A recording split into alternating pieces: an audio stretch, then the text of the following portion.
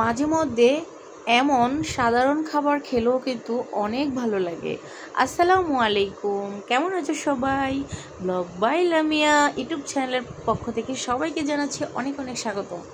আজকের ভিডিওটা খুবই ছোট বন্ধুরা, আশা করছি তোমরা ফুল দেখবে আর তোমাদের মূল্যবান কমেন্ট আমার কমেন্ট বক্সে জানিয়ে দিবে। আজকে আমি তোমাদের সাথে খুবই সাধারণ এবং আনকমন একটা রেসিপি শেয়ার করব, সেটা হচ্ছে ছড়া। আমরা এটাকে ছড়া বলি, তোমরা কে কী বলো অবশ্যই আমাকে জানাবে। তো ছড়াটা আমি আজকে একটু ভিন্নভাবে রান্না করব, ভিডিওটা দেখতে হলে সাথেই থাকতে হবে। তো চলো, ছড়াটাকে আমি ধুয়ে নিছি, এখন আমি এটাকে সিদ্ধ করে নিব। একটু এটাকে প্রায় 30% মতো আমি সিদ্ধ করব, পুরোপুরি 100% করব না। পুরোপুরি 100% করলে ছড়াটা গলে যাবে, তাই এটাকে আমি পুরোপুরি সিদ্ধ করিনি।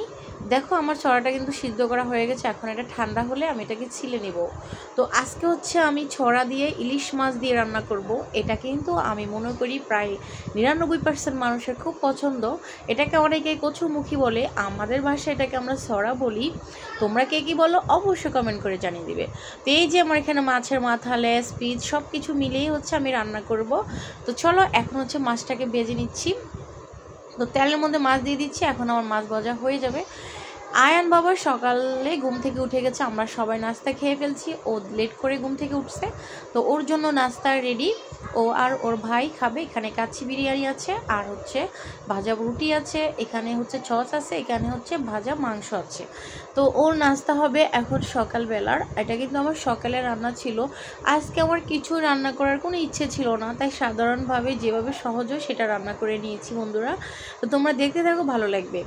এদিক দিয়ে দেখো আমি ছড়াগুলো ছিলে নিছি, সাথে আমি আলু দিয়েছি, কারণ আমার ছড়াটা প্রায় অনেকটাই নষ্ট ছিল, ভিতর দিক থেকে উপর দিক থেকে বোঝা যায়নি। তাই আমি বুদ্ধি করে সাথে কয়েকটা আলু দিয়ে একটা তরকারি আইটেম করে ফেলছি। যেহেতু আমি রান্না করতে চলে আসছি, এখন তো রান্নাটা তো করতে হবে। তো বুদ্ধি থাকলে কিন্তু গড় জমায় যেতে হয় না, মা চাচিদের একটা কথা আছে।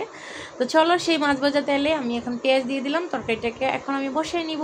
তো বন্ধুরা তোমরা কিন্তু কমেন্ট কম করো প্লিজ, তোমরা বেশি বেশি কমেন্টস করবে আর সবাই লাইক করে দিবে বন্ধুরা। লাইক করতে কিন্তু টাকা পয়সা কিছুই লাগে না, শুধু আমাদের ভিডিওটা বানাতে কষ্ট লাগে। তোমরা একটু লাইক করে দিও, তোমাদের লাইক দেখলে কিন্তু আমাদের অনেক বেশি ভালো লাগে। তোমাদের কাছে হয়তো লাইকের দামটা অনেক কম, আমরা যারা ভিডিও বানাই আশা করি শখ করে, তাদের কাছে এই লাইক কমেন্টের মূল্যটা কিন্তু অনেক বেশি।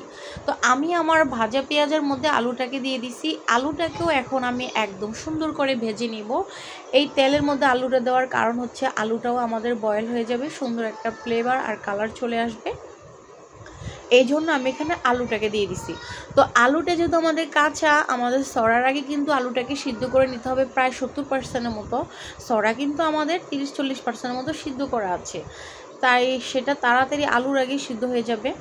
তো আমি এটাকে অনেকক্ষণ ভেজে নিয়েছি। এখন আমি এখানে হলুদ, মরিচ, লবণ, আদা রসুন পেস্ট, একটু জিরার গুঁড়ি দিয়ে দিলাম, আর কিছুই দিব না। তো এখন এই মশলাপাতি সহ সব কিছু আমি সুন্দর করে অ্যাড করে এটাকে প্রায় কষায় নিব, আলুটাকে সিদ্ধ করে নিব বন্ধুরা। যদি আমার রেসিপি তোমাদের ভালো লেগে থাকে প্লিজ লাইক করে দিও আর কমেন্ট করে দিও। যারা এখন আমার চ্যানেলটাকে সাবস্ক্রাইব করোনি প্লিজ সাবস্ক্রাইব করে আমার পরিবারের সদস্য হয়ে যেতে পারো বন্ধুরা। তো আমার মশলা যেন না পুড়ে যায়, আমি দিয়ে দিলাম এখানে কিছুটা পানি। তো আমি এখন এটাকে ঢাকনা দিয়ে রান্নাটা করব, তাহলে তাড়াতাড়ি সিদ্ধ হবে। আর আমার যখন কিছু রান্না করতে ভালো লাগে না, তখন আমি চিন্তা করি যে কোন জিনিসটা আজকে রান্না করলে খুব তাড়াতাড়ি হবে, তখন আমি ঝটপট করে সেটা রান্না করে নিই। এই তরকারিটা রান্না করতে আমার 30-40 মিনিট মতো সময় লেগেছে সব কিছু মিলিয়ে। তো এটা কিন্তু খুব সহজ ছিল রান্নাটা, তার জন্যই। তো এখানে দেখো আমার কালার সুন্দর হয়ে গেছে, তরকারি কষানো প্রায় হয়ে গেছে। তোমরা অবশ্যই সরা আর আলু একসাথে করে ইলিশ মাছ দিয়ে রান্না করে খেয়ে দেখবে। সাথে কিন্তু টমেটো অবশ্যই দিতে হবে। টমেটো আমি সব তরকারিতে ব্যবহার করি, কারণ আমার সবচেয়ে প্রিয় একটা পছন্দের সবজি টমেটো। এটা সব তরকারির সাথে মিশে যায়, খুব দারুণ টেস্টি হয়, খুব ভালো লাগে। তো এই পর্যায়ে আমি 2টা টমেটো আর কয়েকটা কাঁচামরিচ অ্যাড করে দিয়েছি, দেখো বন্ধুরা। আর এই তরকারিটা যদি মনে করো তোমরা সাধারণ, কিন্তু না, তরকারিটা দেখতে সাধারণ হলেও এটার স্বাদ কিন্তু অসাধারণ। তোমরা চাইলে এই রেসিপিটা রুটি বা পরোটার সাথে খেতে পারো, দারুণ জমে যাবে। আমি কিন্তু পরোটার সাথে খেয়েছি, তাই তোমাদেরকে রিভিউ দিচ্ছি, আমি না খেয়ে কিন্তু তোমাদেরকে বলছি না। তো এই পর্যায়ে আমি আমার সেই ছড়াগুলো সাথে অ্যাড করে দিয়েছি। এখন ছড়া সহ এটাকে আমি প্রায় নিবা নিবা আছে রান্না করে নিব।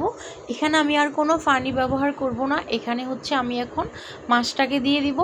তারপর সামান্য একটু পানি দিয়ে এটাকে আমি কম আছে রান্না করলে আমার রান্নাটা ডান হয়ে যাবে। আর একটু লবণ টেস্ট করে নিব সব কিছু ঠিকঠাক আছে কিনা। তো আমার কাছে মনে হচ্ছে আমার তরকারি সব কিছু ঠিকঠাক আছে। ফাইনালি আমি এখন মাছগুলো দিয়ে দিছি। ফাইনালি দেখো আমার রান্নাটা হয়ে গেছে। কেমন হয়েছে অবশ্যই কমেন্ট করে জানিয়ে দিবে। চলে আসবো অন্য কোনো ভিডিওতে। আজকের মতো বিদায় নিচ্ছি। আল্লাহ হাফেজ।